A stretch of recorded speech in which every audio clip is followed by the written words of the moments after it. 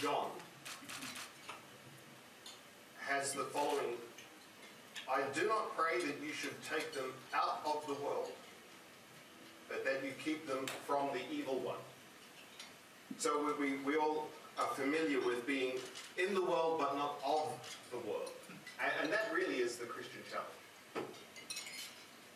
Because we are called to sanctify this corporate, bureaucratic, secular world of work. I know, sometimes you go to St. Mary's Cathedral, it's beautiful on the weekend. A few of you may have been there and seen 5 young men being ordained as priests, and it was spectacular. It was a taste of heaven. When heaven comes down to the altar and you just see this unfolding, beautiful spectacle. And it's beautiful too because of those men who are saying yes, and you understand what lies behind that yes. It's like when you go to a wedding and you think, well, it is beautiful when they exchange vows because it means so much.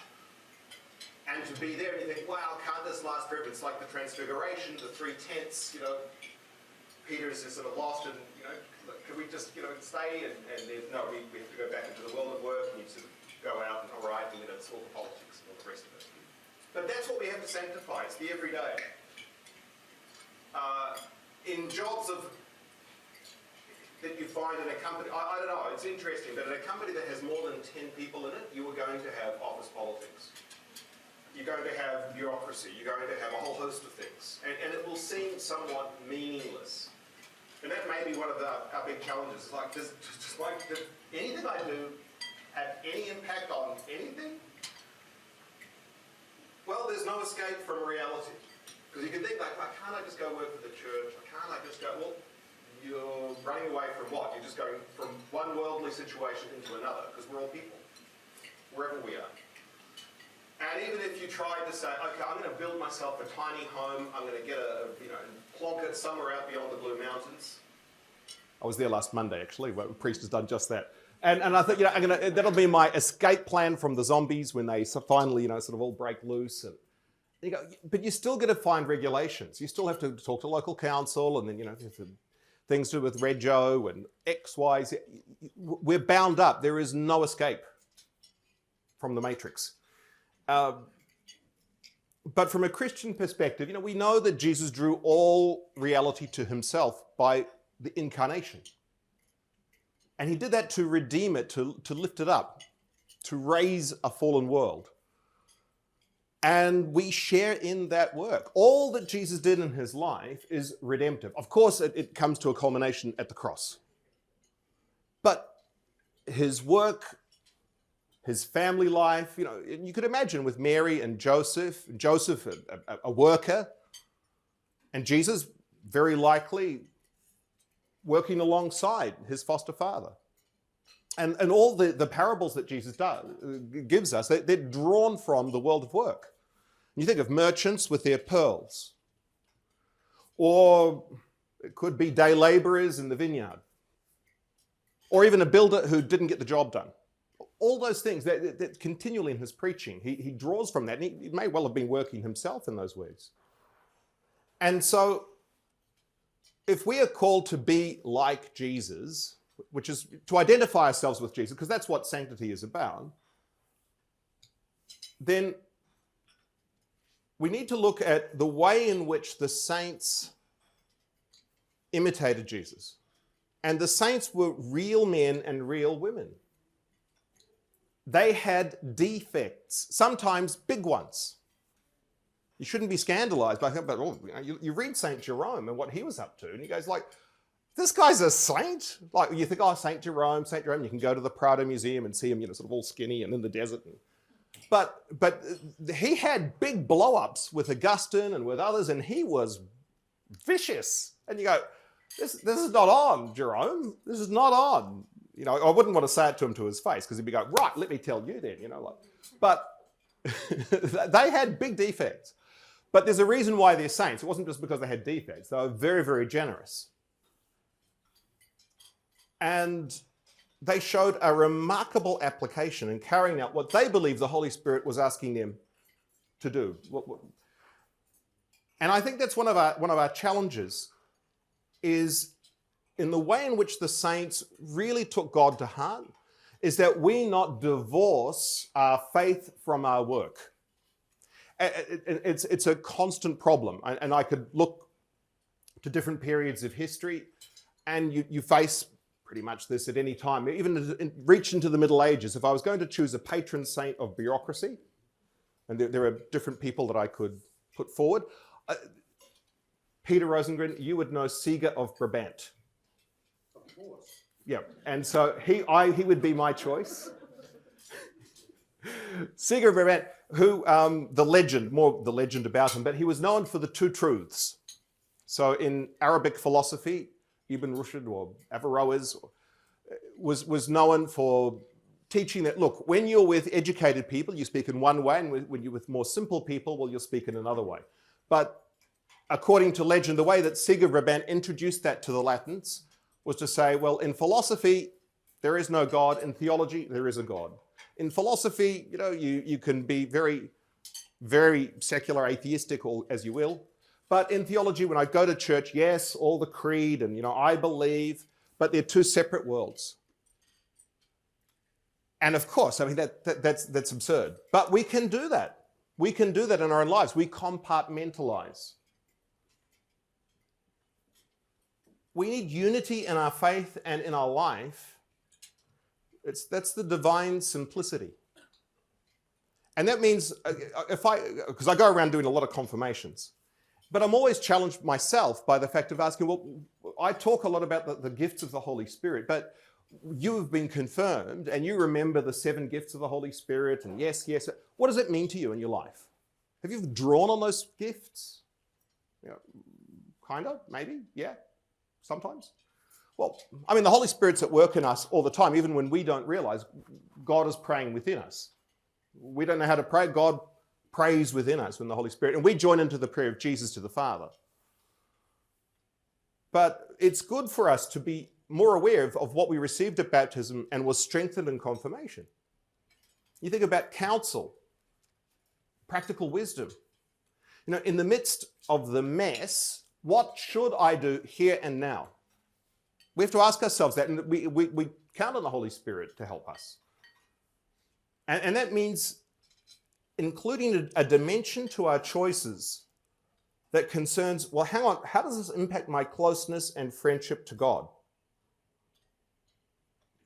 Think of the following scenarios. This could be in simple ways, but when you have to make small talk, or you sit through a session of diversity training, or you're afraid of bringing up certain topics, or you're just frankly bored witless. You're going like, well, what should I do here and now? Turn to the Holy Spirit for that. Do I pray for light to know, how do I handle this? Or at least the people concerned, the people that are doing the boring. Pray to the guardian angel. You get a rosary in, I don't know. But not just in some sort of passive, aggressive way. There's a saying in Spanish, I can try and translate it into English, but they like to say, Lord, illuminate them or eliminate them. This is one of the... But... It's Spanish anyway. But in the big projects, we can also ask us, well, where am I going in life with this? Do I have the wisdom, this is the gift of wisdom, to judge how is all of this going to take people to God, me included? And you think about these things when you look for marriage. Who should I marry? Well, is this person, are we going to get each other to God? Is that what's going to happen here? Or what work should I undertake? And you realize if I'm doing a job where I can't even get to Sunday Mass, what's this about? Or how do I keep honest in a corrupt system? Do I remember to care for people? Is that allowed? So it's important that we examine ourselves and with the light of knowledge, we look to our own motivations and ask ourselves, well, am I coming closer to God or not? Because these are really, really important matters in our life and in our work. Do I understand others and their motivations. There's a great book, I'm making my way through at the moment. I recommend it, even though I'm only halfway through. It's called Emotional Vampires. And it goes through all the different kinds of ways in which you can get really caught up with narcissism and all the other things that you encounter in your working world. It's very important, because if you want to give of yourself to others, you have to make sure that you're not just suddenly stuck with only one or two people who suck all your time and energy and emotion from you to be able to help more people. We learn to set appropriate boundaries, and we're careful not to overshare at work. It's a very important point. So that's knowledge and understanding. And the beginning of wisdom is fear of the Lord. Fear of the Lord. And you can ask yourself, what happens when you become a big shot? Because one thing is, when you have to report to somebody else, you have to take into account how they see things. And you're more attuned to how others are feeling and thinking. But when you're the big shot, when you're the one who says, be it done, and people go, oh, yes, yes, boss, yes, boss, yes, boss. Well, power corrupts. You're less able to really think smart or to think about how people view things. And there's always so many pressures and so much going on. It's difficult. You're less concerned about other people's point of view. And that's why you have to be very, very, very careful if you ever become the smartest person in the room. You're in trouble. I mean, Aquinas says you can always learn something from the next person, something in which you can consider them superior to yourself. And, well, do we do that? You look to the Old Testament, and the people were crying out for a king. We want a king. Everyone else has a king. We need our king. We want to look up to the others. And the prophet's telling them, you don't want a king. You don't want a king. No, we want a king. You don't want a king. We want a king. Okay, you want a king? You'll get a king, but I told you so. And then you see, Saul starts out, you think, great, look at it, we have a real king now. We've got Saul and everything. In the end, though, there's a bit of compromise, a bit of this and that, and he loses the favor of the Lord, and he gets really jealous with this David guy. He may be killing his hundreds. David's got the thousands, and throws spears at him and all the rest. And then David takes over, and David's a great guy, and he's, the type of Jesus, and he does all these things. And then he abuses his power. With the whole Uriah incident and Bathsheba. And then Solomon, the young man, so much promise, so good. Lord, give me an understanding heart, help me and everything. And then he gets corrupted.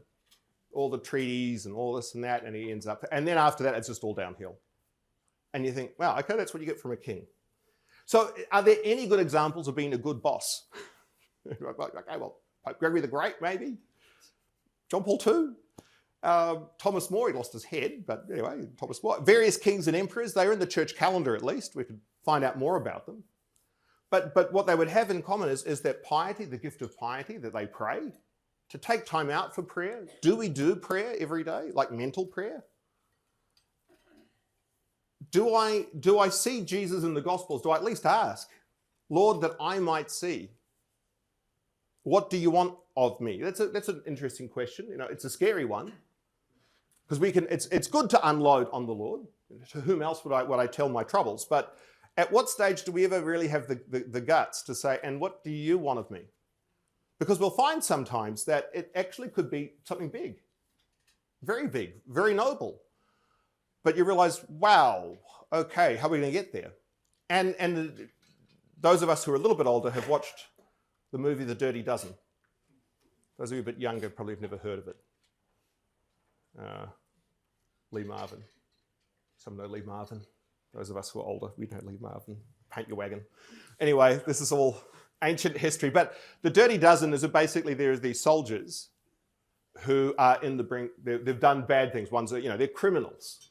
One murdered somebody. One stole something. One did all sorts. They're all sorts of things. They've all got problems. And there's a suicide mission. Have you ever heard of it? It's not Suicide Squad. But it's kind of like a much better version of it.